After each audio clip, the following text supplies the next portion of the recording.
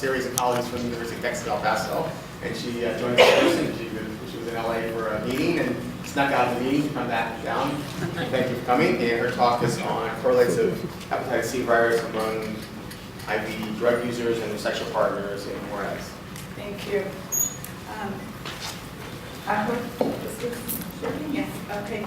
So thank you for allowing me to be here and sharing my work. I'm coming, as you said, from El Paso on behalf of a team, and they will be teleconferencing later today, talking about our program, Vulnerability Issues and Drug Abuse. And so it's a multidisciplinary group on the campus to address substance abuse on the border region, on the U.S.-Mexico border region.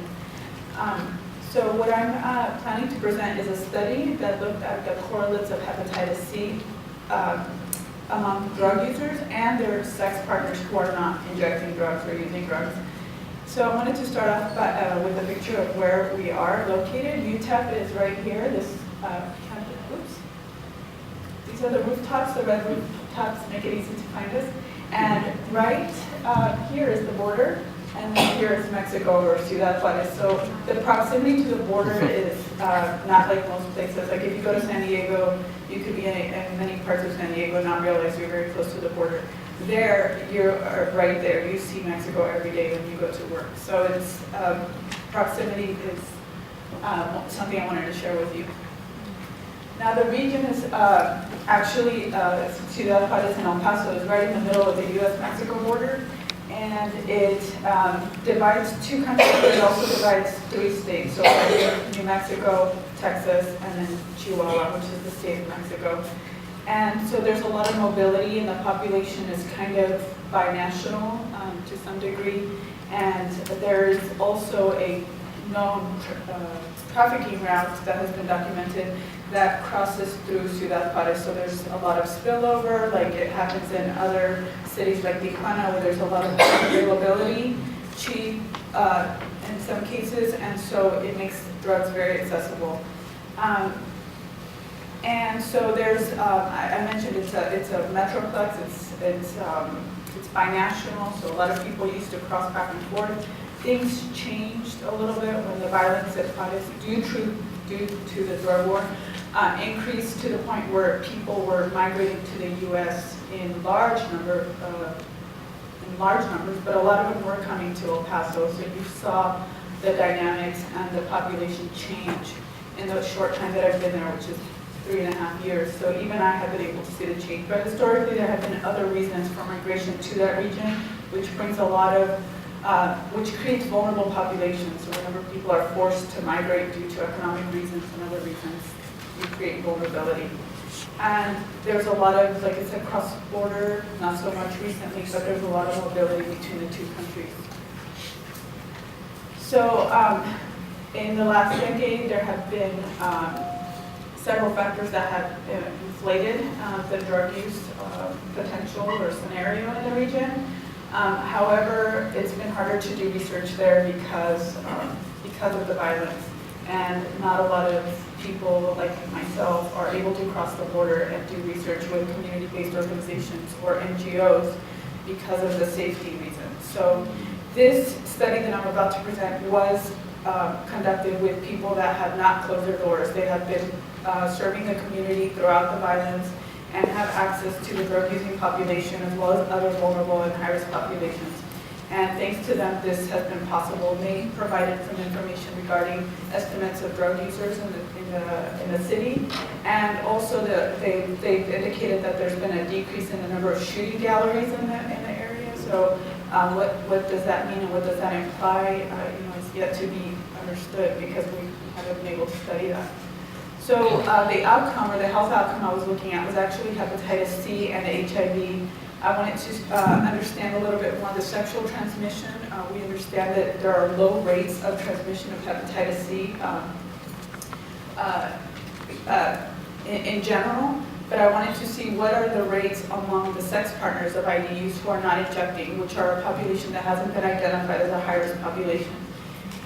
So I have a little bit of background on hepatitis C, which I'm going to actually skip over, but more importantly, it's transmitted through blood contact. So it is plausible during traumatic anal sex or other let me go through the slide.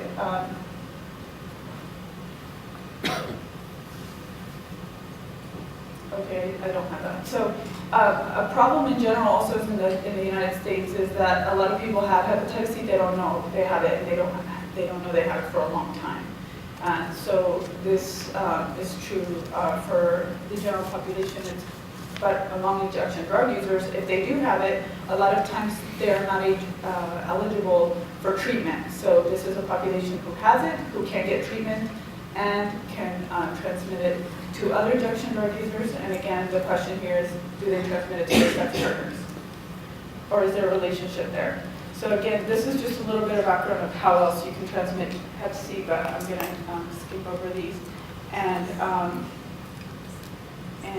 go into the slide on sexual transmission. So little has been documented in terms of sexual transmission, and it is contradictory. So in terms of what exactly is it that makes it risky or that enables the transmission.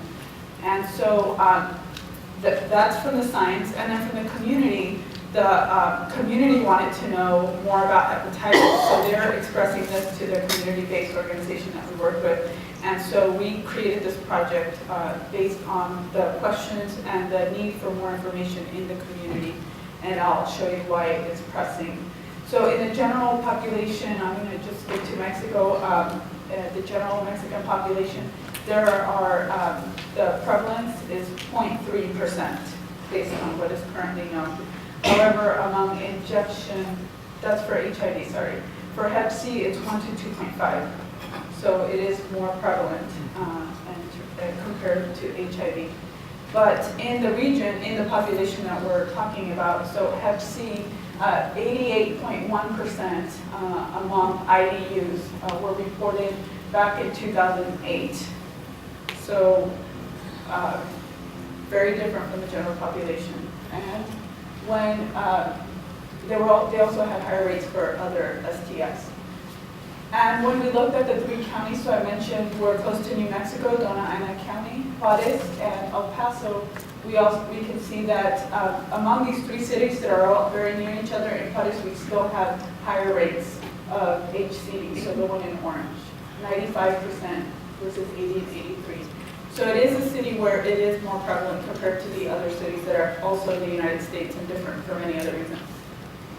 So the goal was to understand and reduce the impact of HCV on the communities. We were going to look at HIV, but I'll explain why we didn't look at, we weren't able to look at that, and conduct this study. And so what I have is results from the correlates or the different risk factors and drug use and the prevalence of hepatitis C. So this is just a summary of our aims, which I will show you the results for. But because this data is paired, so these were couples, we couldn't run a lot of the usual tests that people run when you have data. So we had to treat the data as pairs. So I also wanted to see what's different about their behaviors. What is it that IDU is doing that their sex partner is not doing, besides the fact that we know that one is injecting drugs and the other one isn't. So are they really different in other behaviors? So that is what I'm referring to here as the discordance analysis. So some of the factors we looked at were having sex under the influence, transactional sex, ever having an STI, unprotected sex, traumatic anal sex, concurrent sexual partnership, as well as other risks that we needed to study because this, again, was in Mexico, and HCV can still be transmitted through blood transfusions and organ transplants. And so we had to take into account that some people might have been affected by that, as well as tattoos and piercings, which are not regulated, and ever being in jail, which is a huge risk factor for having hepatitis C in this region. So we had a cross-sectional study design. It was a pilot study. So we basically integrated our study within ongoing outreach within the community. And we recruited 50 IDUs and their sex partners. So to be eligible, they have to be 18 years old or older and have had sex with the person they were bringing in 2 months ago or prior, because we wanted to make sure that if they were reactive to Hep C, we would be able to detect that. And provided informed consent, and we're not under the influence at the moment. that we were interviewing. So the ID you had to have injected in the last 30 days, and the sex partner must have never injected. So these are the two persons in the pair or the couple. And so this is just a timeline of what I just explained. So 2 months ago or prior. And we had this is a flow chart of how we determine eligibility, because the two couples had to be interviewed independently and we were not going to disclose information to one about the other. So we had to think this through. And we also had to take into account that this is a vulnerable population. Consent forms are very wordy and complicated, so we had to explain the consent process in a new way. So we developed these PowerPoints that had pictures and broke down the consent in a different way to make it more easier to understand. So I mentioned the measures that we looked at. And so we did do HIV and Hep C rapid tests to determine the prevalence. And we also had a harm reduction component. The outreach workers, like I said, they are doing work with the community ongoing. And so we gave information. And so quickly, there was a team, it's binational, included students and outreach workers, and I'm going to the analysis. So primarily we had 70% were male IDUs with female couples, and then the rest were variations of couples, different types of couples. Most of all the IDUs were injecting, but 14% of the partners were also using drugs, other drugs, not injecting them. So this is just a breakdown of all the different drugs that we asked about. The risk factors that we looked at, sex under the influence, those did vary by the two partners as well as how many other sex partners that they had. I had mentioned that for IDUs, the range is 96 to 87, so it's pretty comparable to what we already know is happening to IDUs in Chihuahua.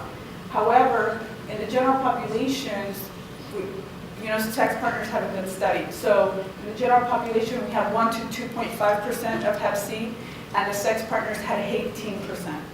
So we have 6 to 18 times more Hep C in the sex partners of IDUs. Now, why is that? We collected data on different risk factors and drug use. However, we're not able to do a full analysis because we only have 50 couples. So the best we can do with this data is do discordance. And what is different about them? What is significantly different about them? And we found that the partners are having more sex under the influence. So the IDUs, so in blue, they're having more sex under the influence. They have been in jail more than their sex partners and have more tattoos than their sex partners. All those are risk factors for Hep C. So this is just a profile. It's a beginning look or a first snapshot of this population. And I know I'm completely out of time, but there's a lot of problems with this sample. It's very small. However, I think it's opening up an opportunity to identify a new group of risk factors for those people that are doing outreach and including HCV testing to bring the partner of the person who's infected, and including IDUs. They may be eligible for treatment, whereas in many cases the IDU is not for various reasons. So I have some recommendations, but I'm skipping this. And what's important for me regarding research or doing research is bridging it to the community. So what does this mean? We found this out. What can we do now to improve the lives of the people that we're serving so that it doesn't just stay in the scientific community, but it actually makes an impact, which is, I know, a huge challenge, but I'm idealistic still, so I want to be a part of that process. And anyway, these are my collaborators, and thank you for your time. I'll take any questions.